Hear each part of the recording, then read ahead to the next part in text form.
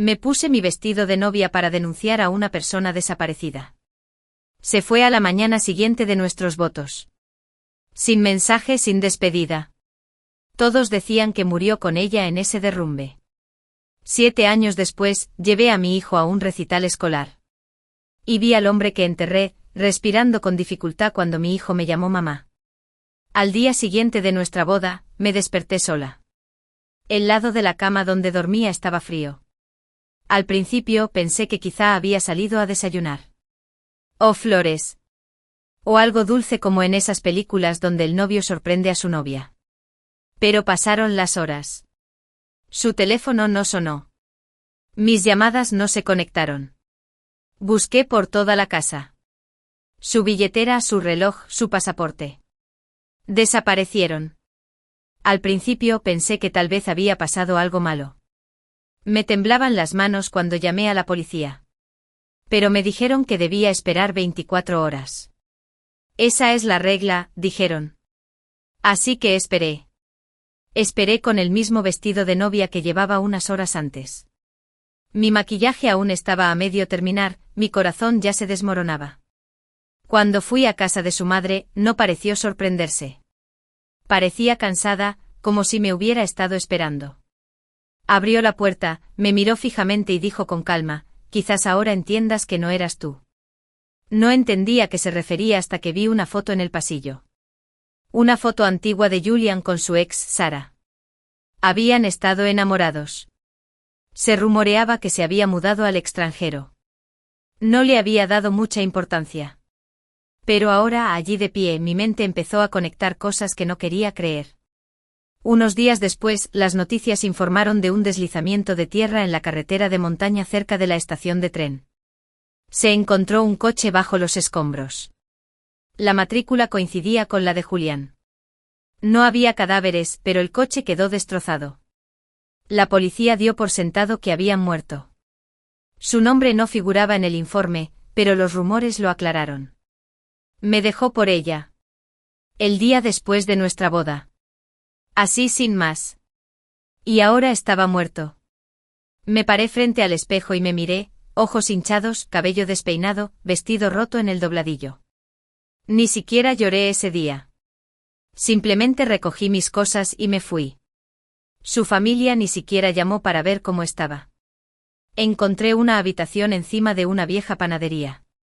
La casera me lo dio barato y me dijo que le daba pena. Le di las gracias con una sonrisa. Era el único sitio que podía permitirme. Empecé a trabajar de noche en un supermercado y de día en una imprenta.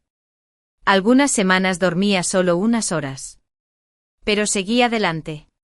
Porque 6 semanas después de su desaparición, me enteré de que estaba embarazada. No hubo alegría en ese momento. Solo silencio. Entonces miedo. Me senté en la pequeña clínica con el papel en las manos, pensando en cómo alimentaría otra vida cuando apenas podía alimentarme. No se lo dije a nadie. Ni mis amigos. Ni su familia. Ni siquiera la casera. Empecé a comprar ropa de bebé de segunda mano sin hacer mucho ruido. Dejé de comer carne para ahorrar. En invierno olvidé la calefacción y usé ladrillos calentitos debajo de la manta. Cuando no podía permitirme vitaminas, bebía agua de espinacas hervidas y esperaba que fuera suficiente. Cuando finalmente di a luz, lo hice sola. Sin nadie que me ayudara. No había nombre para poner en la línea paterna. La enfermera me preguntó qué nombre quería ponerle. Miré su carita y dije, Eli. Tenía los ojos cerrados, pero su boca se movía como si ya estuviera buscando algo. Lo abracé y le susurré, no eres su error. Eres mi milagro. Eli creció rápido. Sonreía antes de poder gatear. Se reía de las sombras y siempre buscaba la luz. Trabajé más duro, aprendí a cortar el pelo los fines de semana e incluso conseguí turnos limpiando oficinas por la noche. Todos los días besaba a Eli en la frente antes de irme y le decía, eres la razón por la que me despierto. Su primera palabra no fue mamá ni leche. Era fuerte. Solía susurrarle por las noches, somos fuertes, y supongo que lo creía. Cuando Eli cumplió 5 años, usé todos mis ahorros para matricularlo en una buena escuela.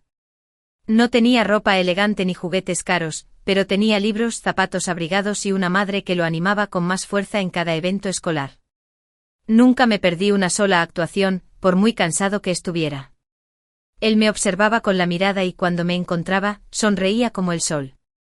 Una vez, después de una clase de música, un hombre alto se nos acercó. Elogió la habilidad de Eli con el piano y le preguntó sobre su formación. Le dije que practicábamos con un teclado de segunda mano en casa.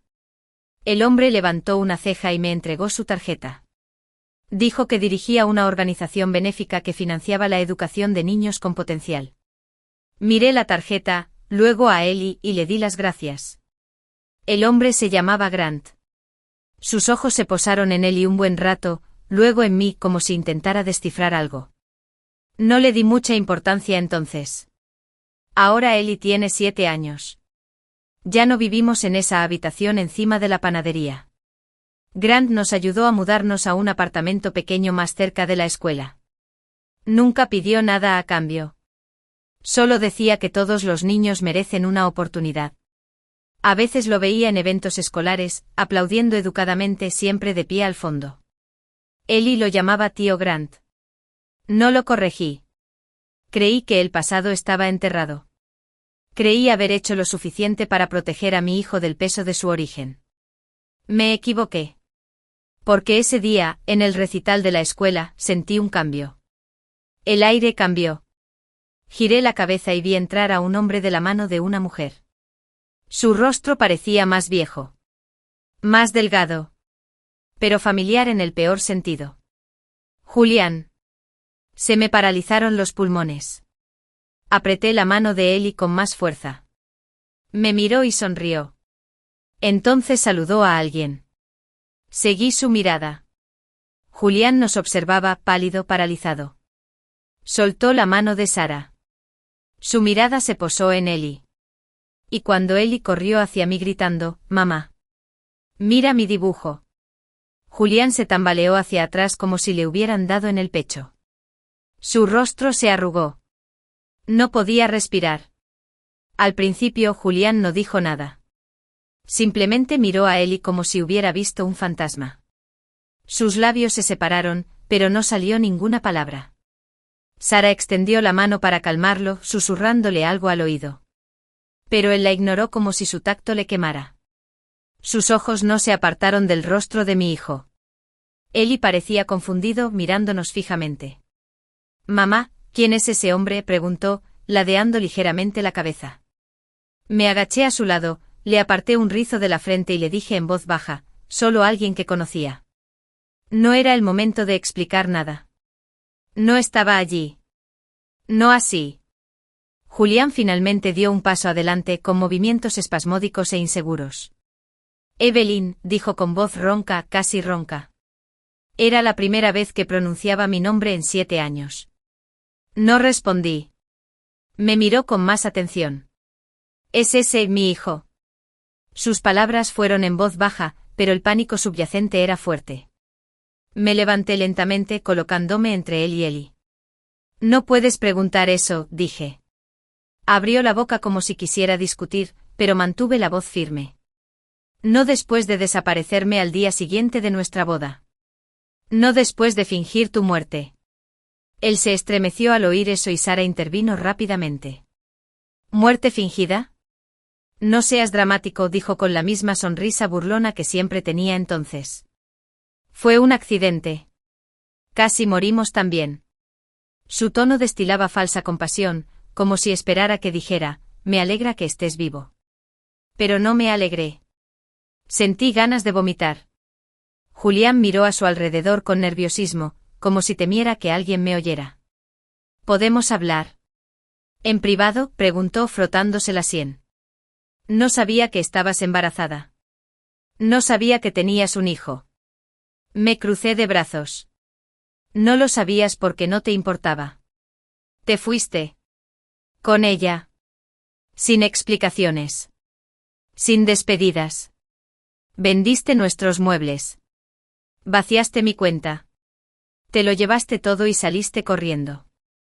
No pretendía decirlo todo, no aquí delante de Eli, pero las palabras se me escaparon antes de que pudiera detenerlas. Julián apretó la mandíbula. No fue así, murmuró, pero ni siquiera él parecía convencido. Entonces dime cómo fue, espeté. Dime por qué me dejaste sola en nuestra luna de miel, con 6 semanas de embarazo, sin tener ni idea de dónde estabas. Eli me tiró de la manga. Mami, vámonos a casa, dijo en voz baja. No le gustaban los conflictos. Nunca. Asentí y cogí su cuaderno de dibujo.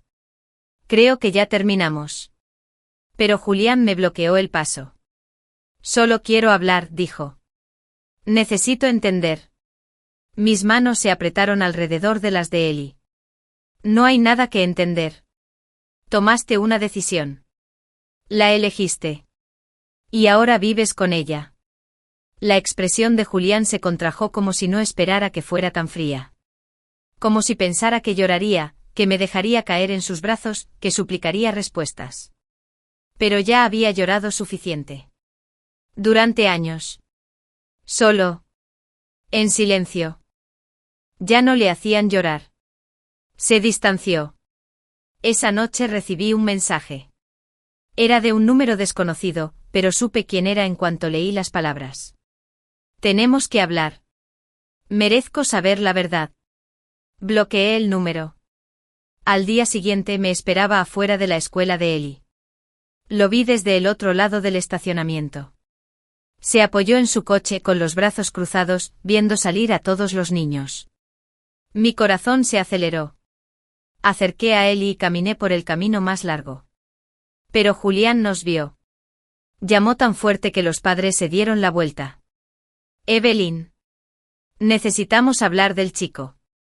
No me detuve. No le di la satisfacción de una reacción. Pero por dentro temblaba. Más tarde esa noche llamé a Grant. No le conté todo, solo lo suficiente. Su voz era tranquila pero firme.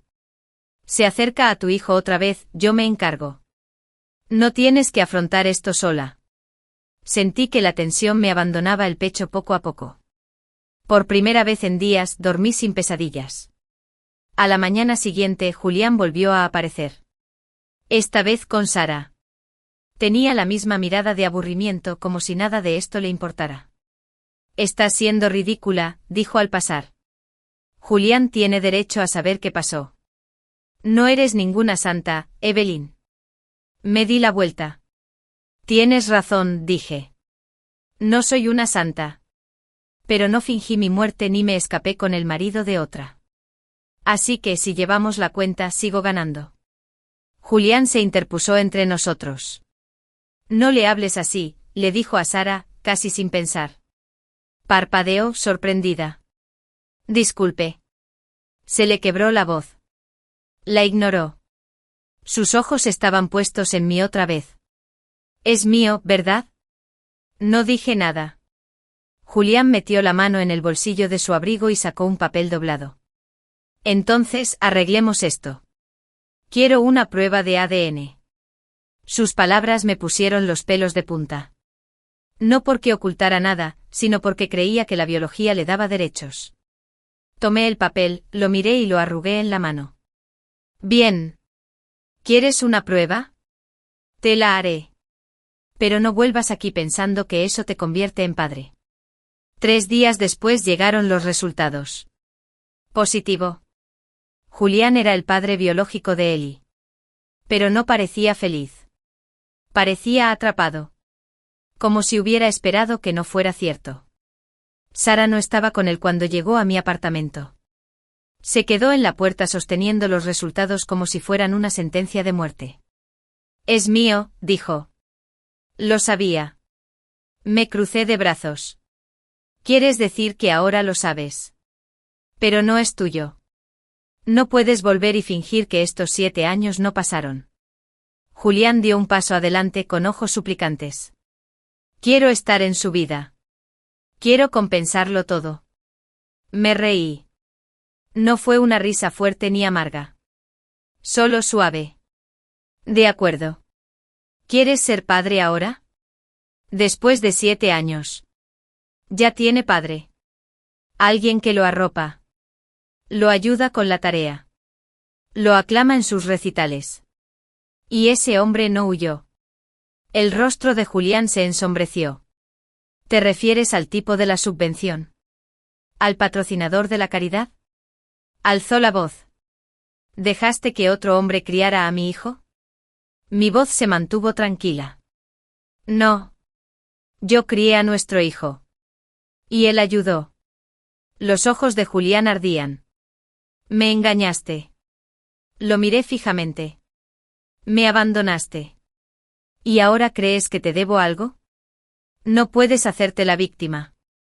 Su ira se volvió violenta. Golpeó la pared con la mano. Iré a juicio, dijo. Lo llevaré. Di un paso adelante con los ojos fijos en los suyos. Inténtalo. Te reto. Hubo una pausa, llena de tensión. Entonces una vocecita vino detrás de mí. Mamá. Eli se asomó por la esquina. Tenía los ojos muy abiertos. Me giré rápidamente y sonreí. Está bien, cariño. Vuelve adentro. Enseguida voy. Julián intentó acercarse, pero lo bloqueé. Ya arruinaste una vida. No puedes arruinarle el suyo también. Le cerré la puerta en la cara. Al otro lado lo oía respirar. Luego oí pasos alejándose. Esperé hasta que ya no los oí, y me dejé caer al suelo. Me temblaba la mano. Mi corazón latía con fuerza. Miré a Eli, estaba sentado tranquilamente en el sofá, dibujando de nuevo. No preguntó quién era ese hombre. No lo necesitó. Simplemente levantó la vista y dijo, «Eres mi única mamá, ¿verdad?» Sonreí y asentí. Siempre. Pero una cosa sabía. Esto no había terminado. A la mañana siguiente fui al despacho del abogado. No quería hacer esto. No quería arrastrar a Eli por un tribunal, no quería revivir esos años que tanto me esforcé por sobrevivir. Pero Julián lo había dejado claro. No se iba a ir sin hacer ruido. No quería hacer las paces. Quería tener el control.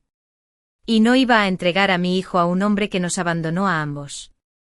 La abogada, la señora Curesí, fue tranquila y metódica. Revisó los documentos, me hizo preguntas sencillas y tomó notas detalladas. Cuando le expliqué que Julián llevaba más de 2 años desaparecido, hizo una pausa y asintió. Entonces legalmente tenías derecho a declararlo presunto muerto. ¿Lo presentaste alguna vez? Negué con la cabeza. Su familia se negó.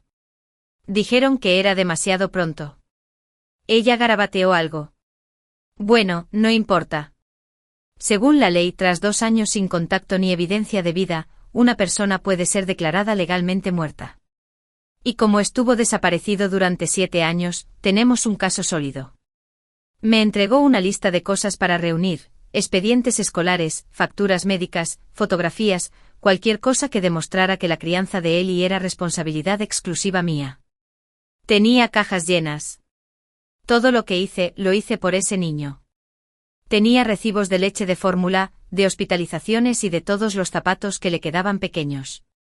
No me avergonzaba mostrar mi vida por escrito. Odiaba tener que hacerlo. Esa noche le dije a Eli con toda la delicadeza posible que las cosas podrían cambiar un poco en las próximas semanas. Que algunas personas podrían hacer preguntas. Que siempre estaría ahí. No dijo mucho. Solo me abrazó fuerte y dijo, lo sé. No entendía cómo un niño de 7 años podía tener tanta comprensión silenciosa, pero siempre la tenía. La semana siguiente pasó como un rayo. Se archivaron los documentos. El abogado de Julián envió una carta agresiva tras otra, exigiendo visitas, acusándome de alienación parental y afirmando que había mentido sobre su muerte. Era ridículo que no hubiera enviado ni un solo mensaje en todos esos años. Mientras tanto, Sara también empezó a aparecer. A veces afuera de la escuela de Eli. A veces cerca de nuestro edificio. Siempre llevaba gafas de sol. Siempre me miraba como si estuviera viendo una película, esperando el giro. Entonces una tarde Eli llegó a casa con un papel doblado en su mochila. Me lo entregó sin decir palabra. Era una fotocopia deficiente de Julian y Sarah, tomados de la mano en un lugar tropical, visiblemente relajados y felices. En el reverso, garabateado con letra descuidada, se leía: «Aquí es donde tu madre dijo que morimos». Me temblaban las manos al leerlo. ¿Quién le haría eso a un niño? ¿Quién usaría la culpa como arma contra un niño de 7 años? Llamé a Grant esa noche. Vino en minutos. Leyó el periódico una vez, lo dejó y me miró. Están intensificando la situación. Asentí. Quieren provocar algo. Error. Una reacción. Grant no sonrió, pero su voz sonó tranquila. Deja que sigan insistiendo. Pero a partir de ahora, no estás solo. Me aseguraré de que no vuelvan a acercarse a ti. Lo miré un buen rato. ¿Por qué sigues ayudándonos? Su mirada se suavizó. Porque nunca he visto a nadie pelear como tú. Y porque Ellie se merece algo mejor que el lío en el que lo están metiendo. A la mañana siguiente nos despertamos con alguien llamando a la puerta. Era la policía. Julián había presentado una solicitud de visitas de emergencia, alegando que le estaba negando el acceso a su hijo y que el desarrollo emocional de Ellie estaba en riesgo. Me reí a carcajadas al oírlo. Había criado a Ellie sola durante 7 años. Era educado, amable, brillante y constante. Si alguien amenazaba su desarrollo, era el hombre que creía que el ADN le daba vía libre. La fecha del juicio llegó rápido. La jueza era una mujer alta y sensata, que claramente no soportaba el drama. Julián estaba sentado en un extremo con su abogado, elegantemente vestido con un traje que seguro pagó a alguien más. Sarah no estaba en la sala, pero su nombre surgió enseguida. El abogado de Julian me presentó a un esposo afligido que había sufrido un trauma, había sido identificado erróneamente como muerto y había regresado solo para descubrir que lo habían reemplazado. Cuando me tocó el turno, la señora Curesi se mantuvo firme y serena. Presentó un documento tras otro: historiales hospitalarios, facturas de servicios públicos, informes pediátricos, formularios escolares, todos a mi nombre. Le mostró al juez las noticias sobre el derrumbe, los folletos de personas desaparecidas y los mensajes que les había enviado a los últimos contactos conocidos de Julian. No solo demostró que no había escondido a Ellie. Demostró que había suplicado ayuda para encontrar a Julian, incluso después de que se fuera. Luego vino la prueba de ADN. El abogado de Julián la ondeó como una bandera de la victoria. Prueba, dijo. Prueba irrefutable. La señora Curesi ni siquiera se inmutó. Sí, dijo. Prueba biológica. La custodia legal y la patria potestad no se otorgan solo por biología. Se ganan con cuidado, presencia y esfuerzo. Mi cliente ha sido padre y madre durante 7 años. El demandado ha fallecido legalmente. Solicitamos al tribunal que formalice lo que la vida ya ha aclarado. El señor Julian Fischer no es apto para la custodia, el régimen de visitas ni para tomar decisiones en la vida de este niño. La jueza guardó silencio un momento. Luego miró directamente a Julian.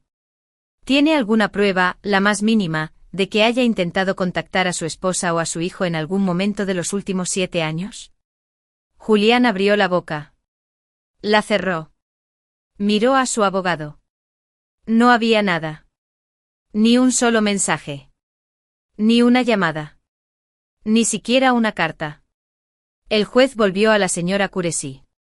Este tribunal dictamina que la custodia legal plena recae en la madre. El nombre del padre no se añadirá a ningún registro sin el consentimiento de la madre. Se deniegan las visitas. Cualquier intento de interferir en la vida del niño se considerará acoso. Julián se levantó tan rápido que su silla se volcó. Le tembló la voz. No puedes hacer esto. Es mi hijo. Me puse de pie lentamente y respondí, no, Julián. Es mi hijo. Ellie corrió hacia mí, y me agarró la mano. Miró a Julián un instante y luego se dio la vuelta. Sin miedo. No estaba enojado. Simplemente había terminado. Fuera de la sala, la expresión de Julián se contrajo. Te arrepentirás de esto, susurró. Crecerá y preguntará dónde está su padre. Ni siquiera parpadeé. Y le diré la verdad. Que estabas vivo. Y que elegiste no volver. Esa noche Sara finalmente se derrumbó. Apareció en nuestra puerta, con el rímel corrido y la boca temblorosa. Me está dejando tirada, espetó. Dijo que todo fue idea mía. Que lo hice huir. Que falsifiqué los documentos. Que falsifiqué las fotos. No me dio pena. Pero la dejé hablar. Se paseaba por el pasillo, divagando sobre cómo Julian le había prometido que desaparecerían juntos. Cómo usaron mi nombre para acceder a una de sus cuentas. Cómo dijo que a nadie le importaría la aburrida esposa. Entonces se detuvo. Me miró fijamente a los ojos. No ha terminado contigo. Ya lo sabes, ¿verdad?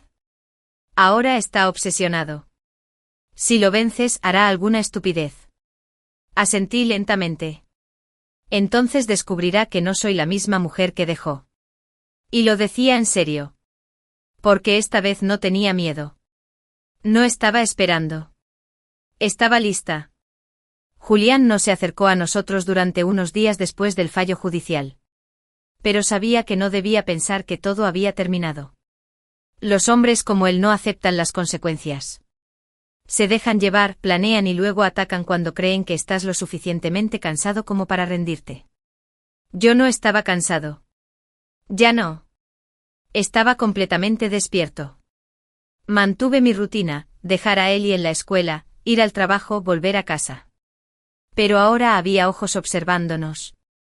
Grant había asignado discretamente a 2 de sus guardias de seguridad para que nos siguieran. No lo pedí, pero tampoco me negué. Dijo que no era caridad. Era un seguro. Una noche, mientras acompañaba a Ellie a casa después de su clase de piano, un coche negro pasó lentamente por la esquina. Lo noté al instante. Empujé a Ellie un poco más cerca de la pared y aceleré el paso. El coche se detuvo al final del callejón. La ventanilla bajó lo justo para revelar el rostro de Julián. No dejé de caminar. No tenemos nada que decir, grité. Pero no me hablaba a mí. Tenía la mirada fija en Ellie. ¿Sabes siquiera quién soy?, preguntó. Ellie no respondió. Me apretó la mano con más fuerza. Julián se inclinó hacia adelante. Soy tu verdadero padre, Ellie. Mereces saber la verdad. Me di la vuelta y me interpuse entre ellos. No vuelvas a decir su nombre. La cara de Julián se torció. No soy el villano aquí. Me engañaron. El señor me dijo que me estaba engañando. Que el bebé no era mío. Que planeabas dejarme primero. Negué con la cabeza lentamente. Y en lugar de pedírmelo, ¿te escapaste con ella? Mi voz se mantuvo tranquila. Ni siquiera esperaste 24 horas después de nuestra boda. No te fuiste sin más. Te lo llevaste todo. Y ahora intentas reescribir la historia como si fueras la víctima. Su ira se encendió. Estás amargado porque ahora llama papá a otra persona. No respondí. Julián salió del coche. ¿Crees que esto se acabó? Ese tribunal fue un chiste. Archivaré otra vez. Y otra vez. Nunca pararé. Fue entonces cuando el segundo coche se detuvo detrás de él. Grant salió vestido de traje como si viniera de una reunión. Se había arremangado. Ninguna expresión en su rostro. La voz de Julián bajó. Au. El novio rico. Claro. Este fue tu plan desde el principio. Grant se acercó a mí y ni siquiera miró a Julian. Solo le habló a Ellie. Oye, campeón, buena clase. Ellie asintió sin soltarme la mano. Sí. Toqué la canción con la que me ayudaste. Grant sonrió. Ese es mi hombre. Finalmente se volvió hacia Julián. Si te acercas a ellos otra vez, no te llevaré a juicio. Te llevaré a la prensa. ¿Crees que el mundo perdonará a un hombre que fingió su muerte y abandonó a su familia, solo para evitar deudas? Julian movió la mandíbula como si quisiera decir algo, pero no le salieron las palabras. Grant se acercó. No eres el primer hombre al que he tenido que borrar. Pero serás el más fácil. Julián entrecerró los ojos. Amenazas. El tono de Grant seguía siendo cortés. Una promesa. Luego se volvió hacia mí. Llevemos a Ellie a casa. De vuelta en el apartamento, Ellie me preguntó en voz baja, ¿de verdad es mi papá? Me senté a su lado en el sofá y lo abracé. Él es el hombre que te creó. Pero eso no lo convierte en tu padre. Ellie apoyó la cabeza en mi pecho. No quiero volver a verlo. Le besé la coronilla. No tendrás que hacerlo. Me aseguraré de ello. Al día siguiente todo explotó. Salió un reportaje con imágenes de Julian y Sarah de vacaciones en una isla durante los años en que supuestamente estaban muertos. De alguna manera, alguien había filtrado las grabaciones, las imágenes de las cámaras de seguridad, los registros del hotel e incluso capturas de pantalla de transferencias bancarias que mostraban a Julian canalizando dinero a través de una cuenta de terceros. Su historia se desenmascaró en cuestión de horas. Sarah guardó silencio. Julian entró en pánico. Me llamó 7 veces ese día. Dejó mensajes de voz que iban desde súplicas hasta amenazas. No respondí ni una sola vez. Esa noche Grant me invitó a cenar. No fue una cita, solo comida y tranquilidad. Pero por primera vez lo vi nervioso. Hay algo que probablemente debería decirte, dijo mientras comíamos el postre. Levanté la vista del plato. Ya sabes que no me escandalizo fácilmente. Respiró hondo. El hombre que me ayudó cuando perdí a mi madre ahora es fiscal federal. Ya le conté todo lo que tenía sobre Julian y Sarah. No quería hacerlo sin decírtelo, pero cometieron un grave fraude. Lo miré fijamente un momento intentando asimilarlo. Entonces asentí. Bien. Que paguen. Los hombros de Grant se relajaron. Simplemente no quería quitarte la opción.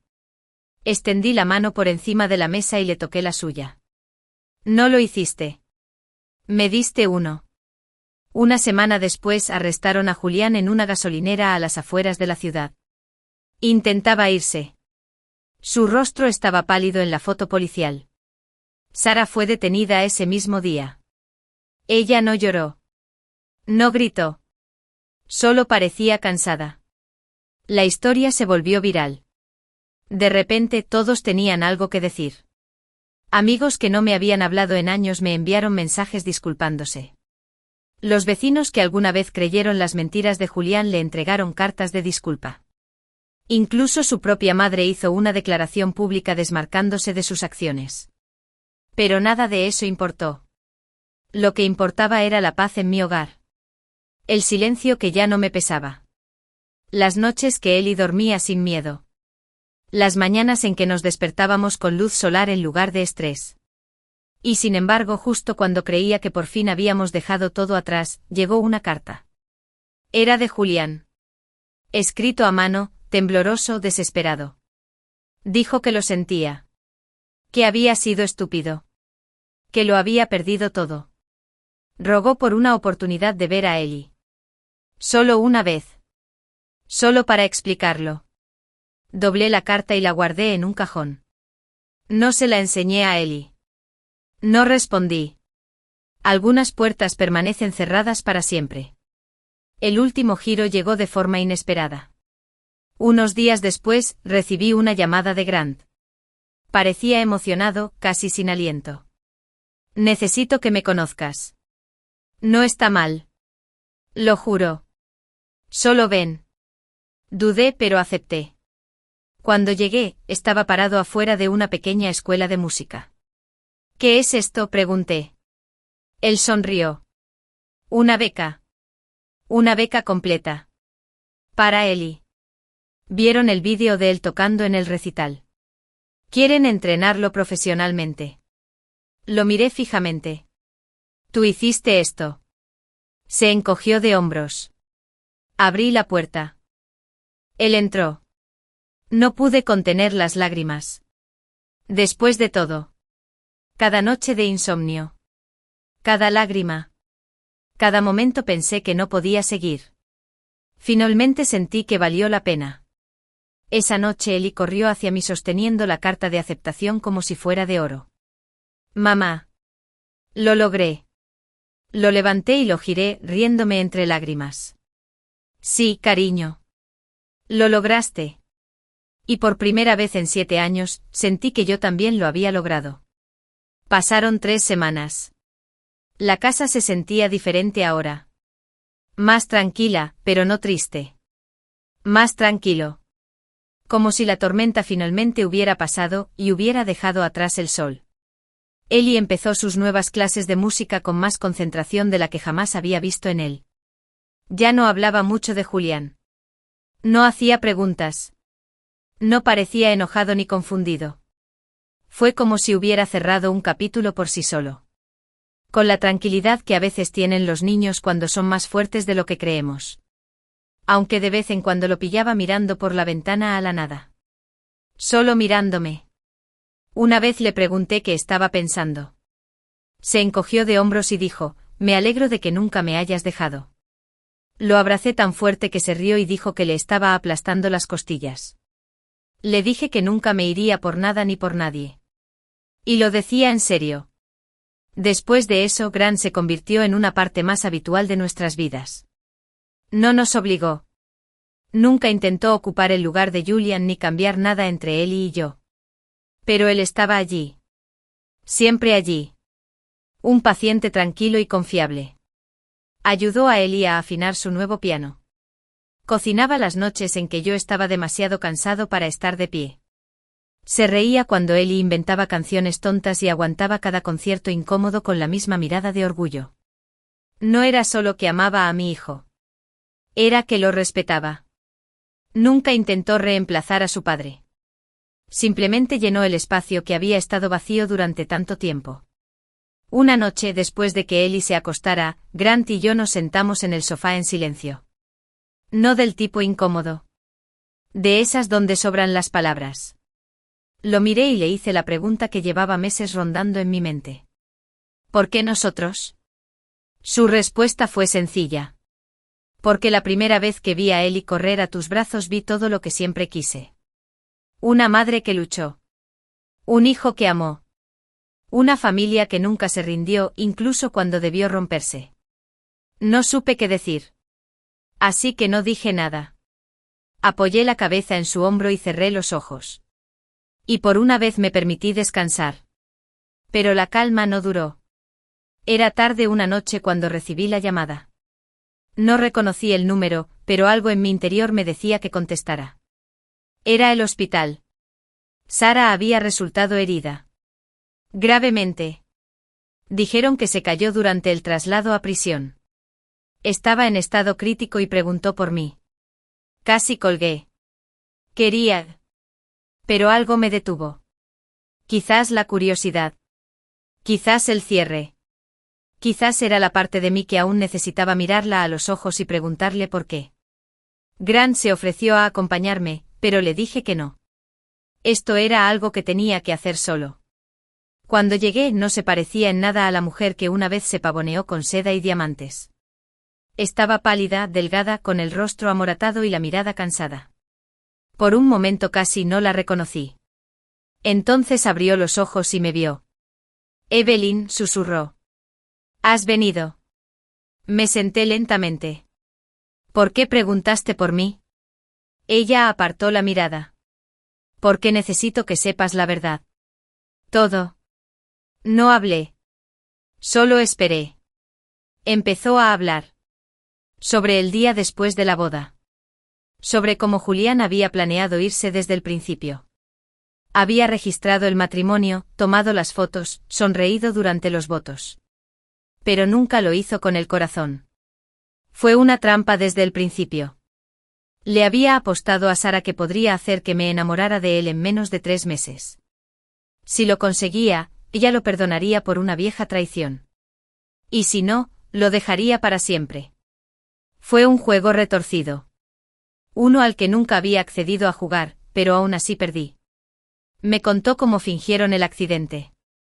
Desecharon el coche y pusieron una foto vieja dentro para confundir a los investigadores.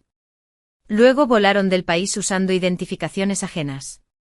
Julián lo vendió todo. Hasta la última pieza. El fondo médico de mi madre. Los muebles. La empresa. Incluso el anillo de compromiso. Vivieron como reyes durante 2 años. Pero la culpa empezó a carcomerla. Él quería volver. No lo hizo. Le dije que debíamos confesar. Dijo que nadie te creería. Que para entonces estarías demasiado destrozado para luchar. Pero no lo hiciste. Su voz se quebró.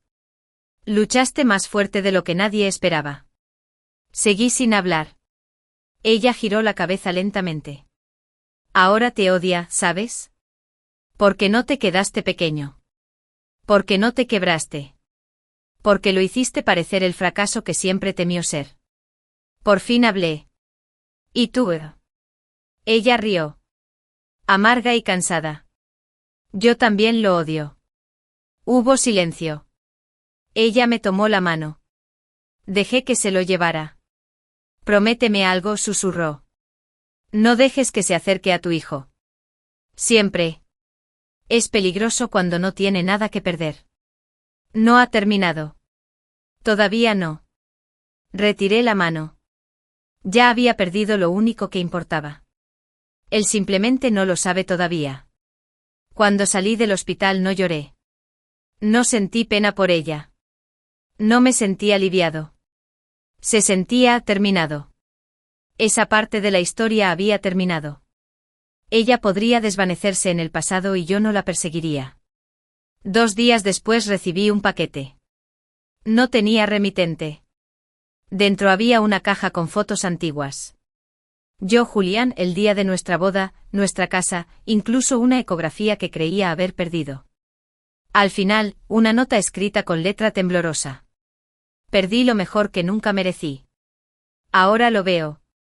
Quemé la carta. Y seguí adelante. Un mes después, Ellie subió a un escenario con su primer trofeo. El primer puesto en un concurso regional de música. La multitud aplaudió. Grant filmó cada segundo. Me sequé las lágrimas y grité su nombre más fuerte que nadie. Ellie hizo una reverencia y corrió directo a mis brazos. Estuviste increíble, le dije. Él sonrió. Lo hice por ti. No, dije. Lo hiciste por ti. Pero me quedo con el orgullo de ambos. Bajamos juntos del escenario. De la mano. Libre. Los siguientes meses nos hicieron sentir como si viviéramos en un mundo diferente. Uno donde el silencio significaba seguridad en lugar de miedo. Y donde podíamos planificar con antelación sin preocuparnos por si alguien llamaría a la puerta y lo arruinaría todo. Ellie se adaptó a su nueva rutina. Escuela por la mañana, piano por la tarde y 1 hora de dormir llena de cuentos y suaves nanas. Se reía más, dormía mejor y se comportaba con la tranquila confianza de un niño que por fin comprendía que las personas de su vida no se irían a ninguna parte. Grant se había mudado oficialmente al apartamento de al lado, aunque de todas formas pasaba casi todas las tardes con nosotros. Nunca se apresuraba. Nunca me presionó. Pero estuvo ahí en cada pequeño momento. En cada raspadura de rodilla, en cada proyecto escolar nocturno. Cada vez que Ellie llamaba en la oscuridad. Ahora tenían su propio vínculo.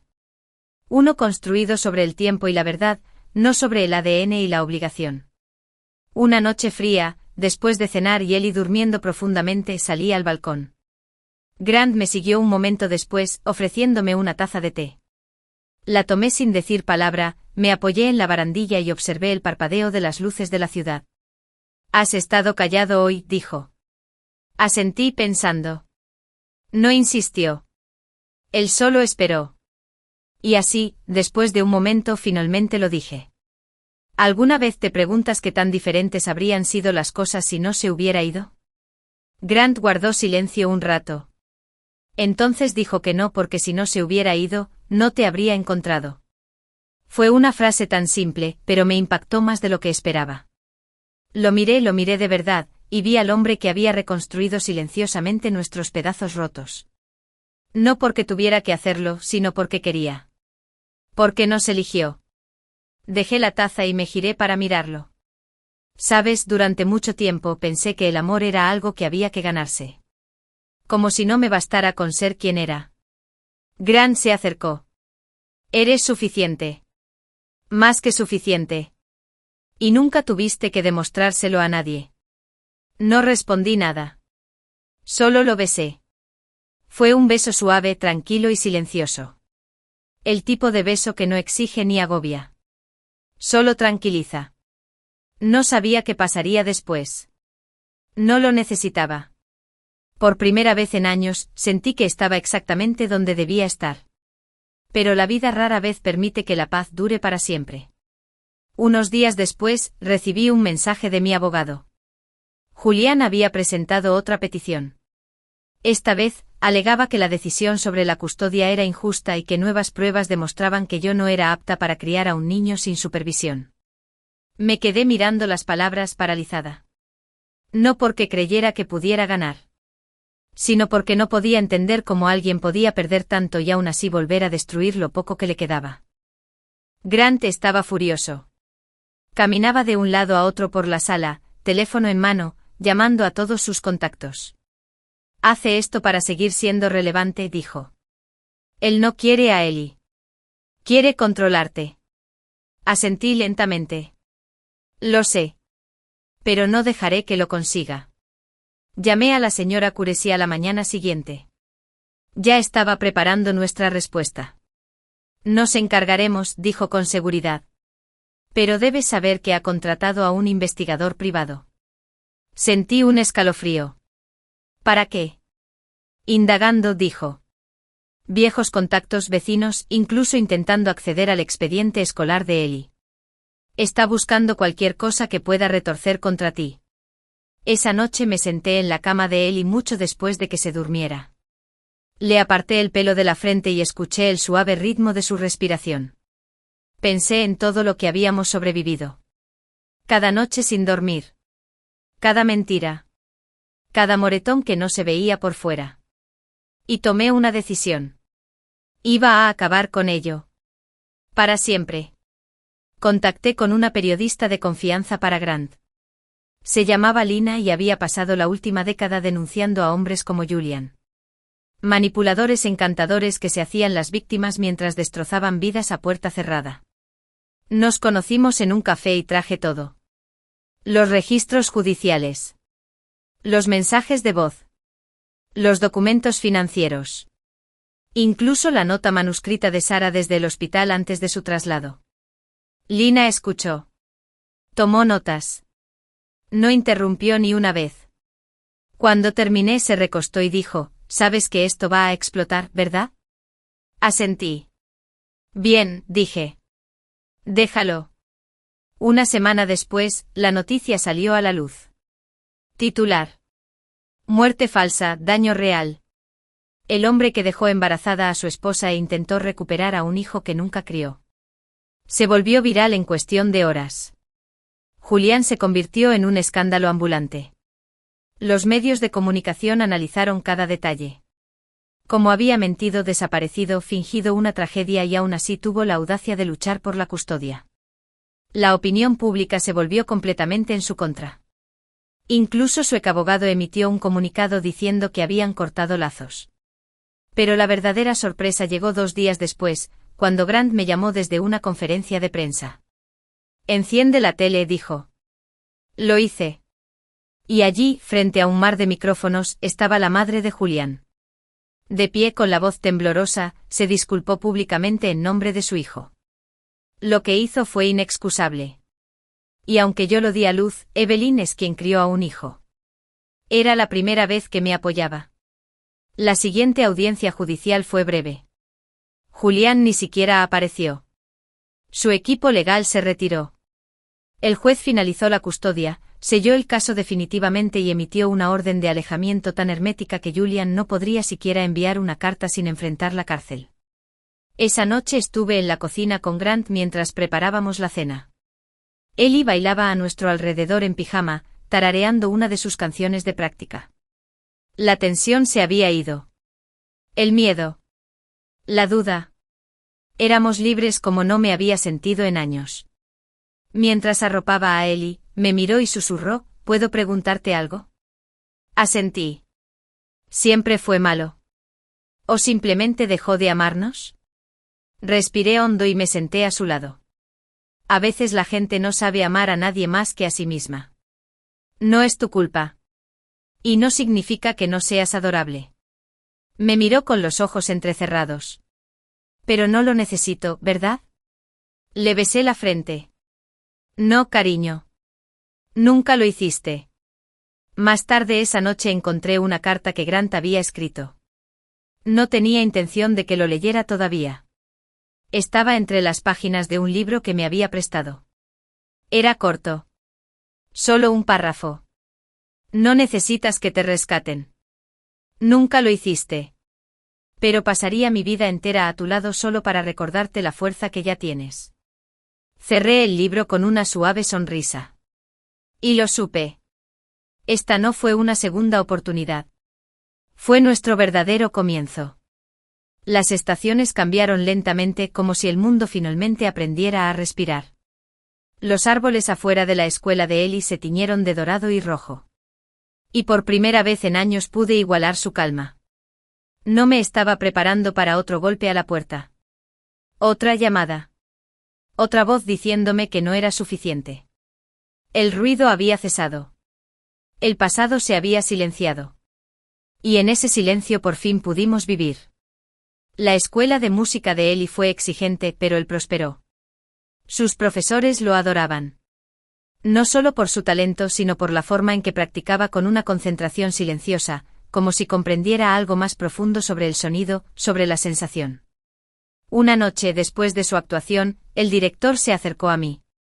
Su hijo toca como si hubiera vivido 1000 vidas, dijo. Siente cada nota. Eso es raro en alguien tan joven.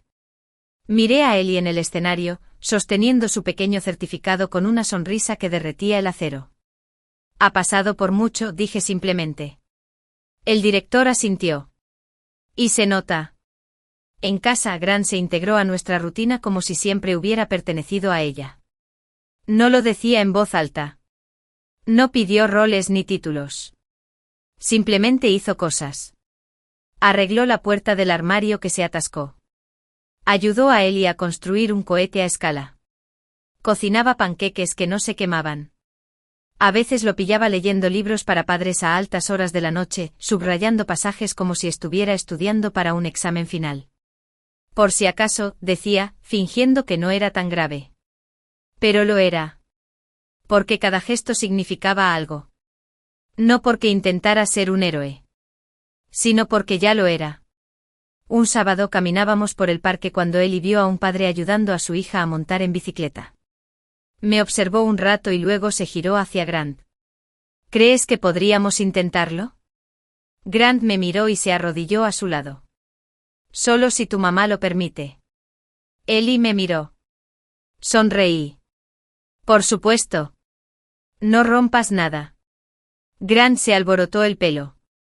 Solo promesas. Verlos me oprimió el pecho, no con tristeza, sino con algo más suave. Esperanza. Posibilidad. La vida que nunca pensé que tendríamos. Y entonces una noche estaba en la cocina doblando la ropa cuando sonó el timbre. Abrí sin pensar y me quedé paralizada. Era la madre de Julián. Estaba sola, sosteniendo una bolsa desgastada y un pequeño álbum de fotos. ¿Puedo pasar?, preguntó. Su voz no era fría. Tampoco era cálida. Puz. Hueco. Me hice a un lado sin saber por qué, pero sabiendo en el fondo que este capítulo no había terminado. Todavía no. Se sentó en el sofá con las manos cruzadas sobre el regazo. No vine a defenderlo, dijo rápidamente.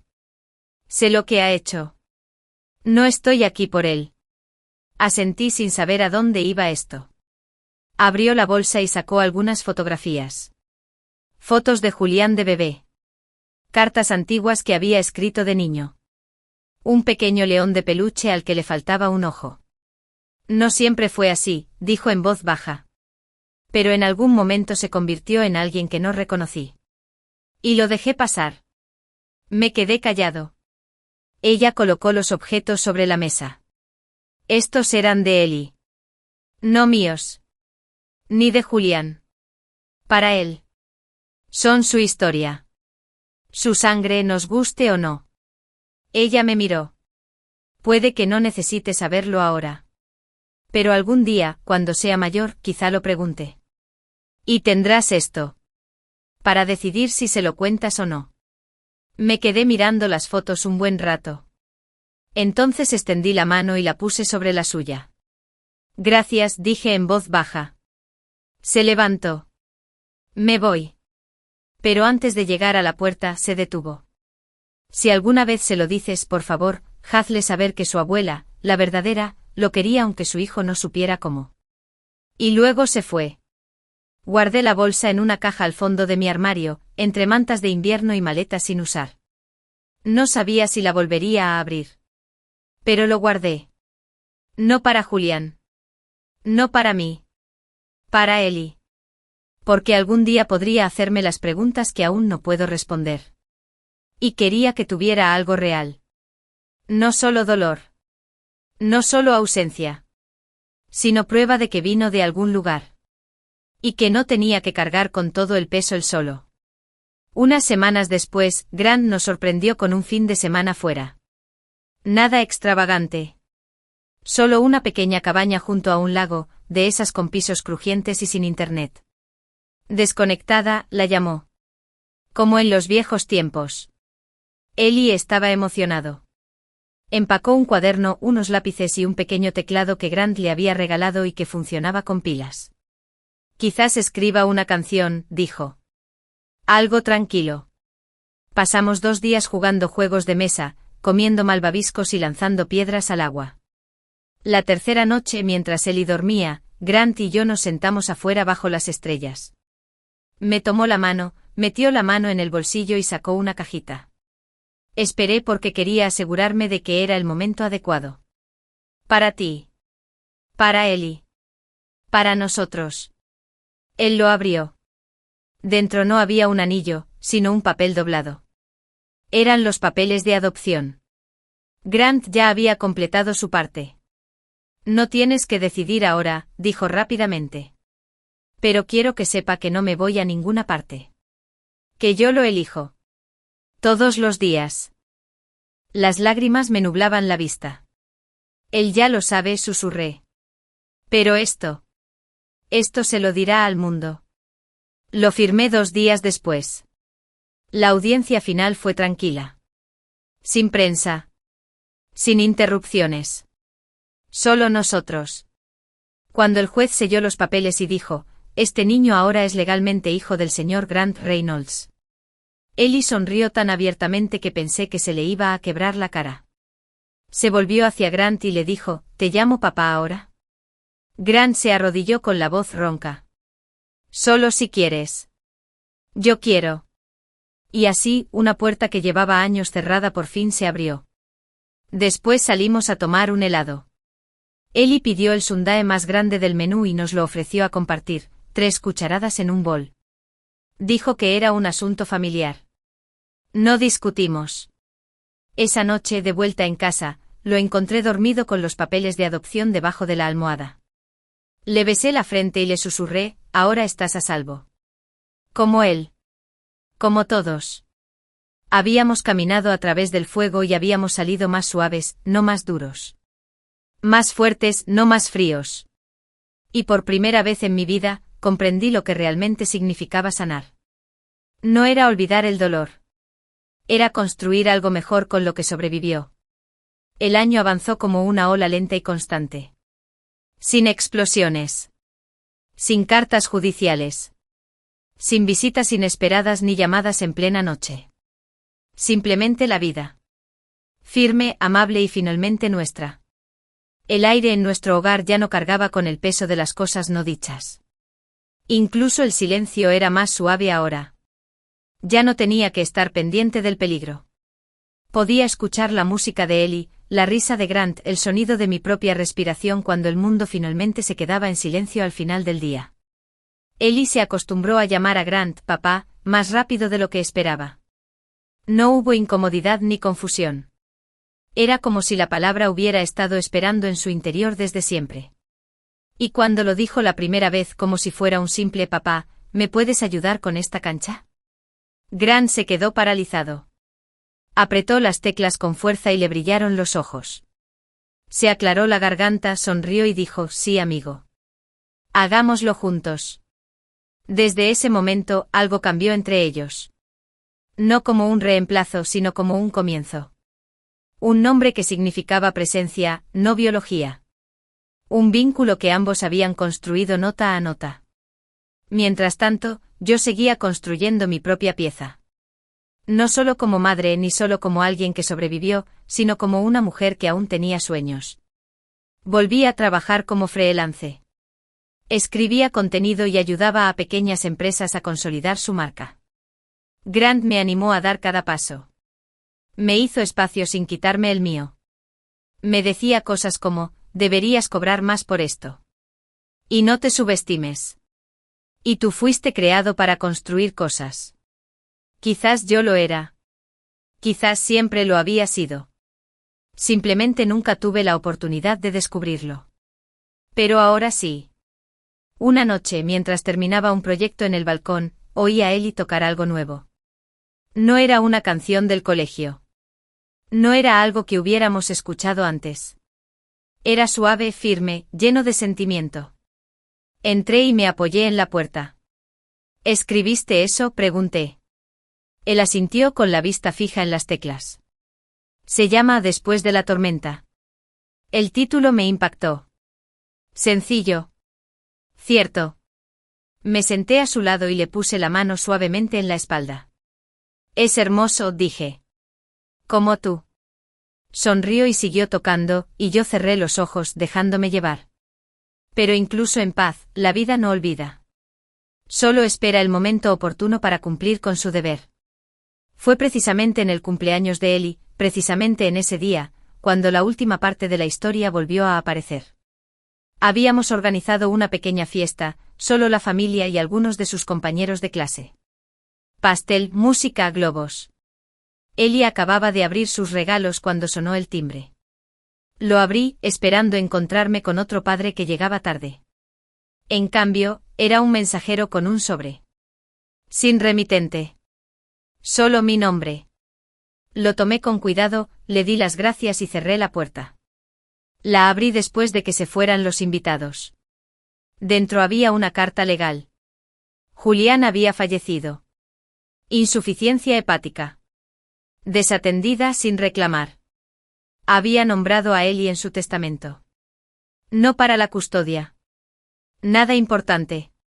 Solo una cosa, una caja de seguridad. El abogado dijo que no tenía que abrirlo. Podía rechazarlo. Legalmente Ellie no tenía obligación de aceptar ninguna herencia.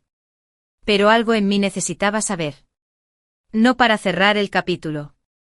No para Julián. Por Ellie. Por el futuro. Grant vino conmigo.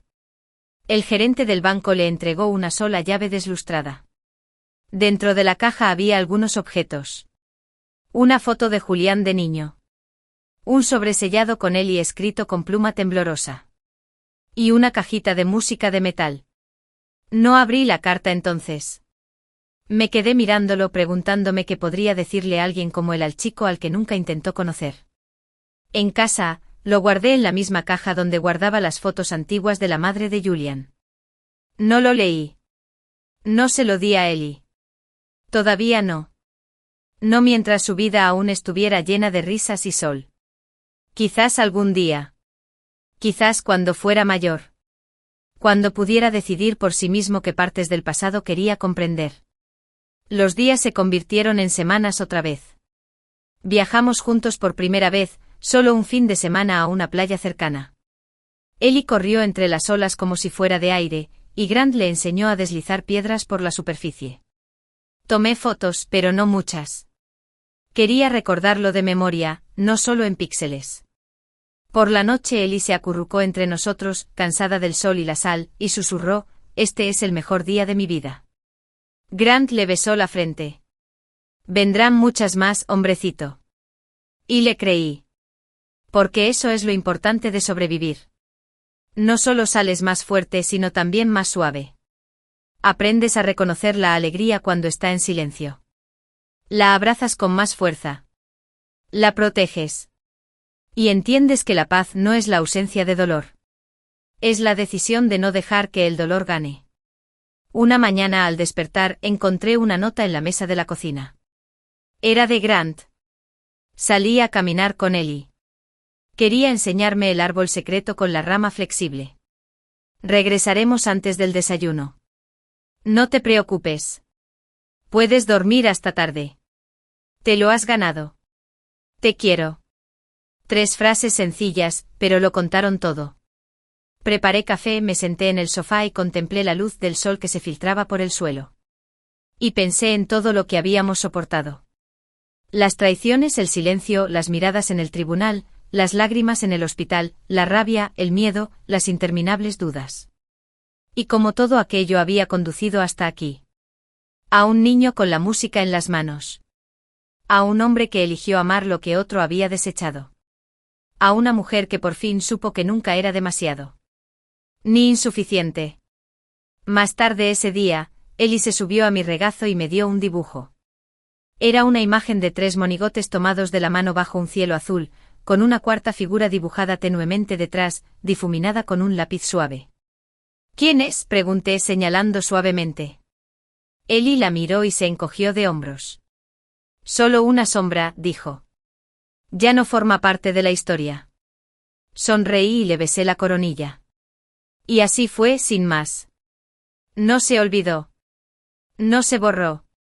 Pero ya no es nuestro para llevarlo.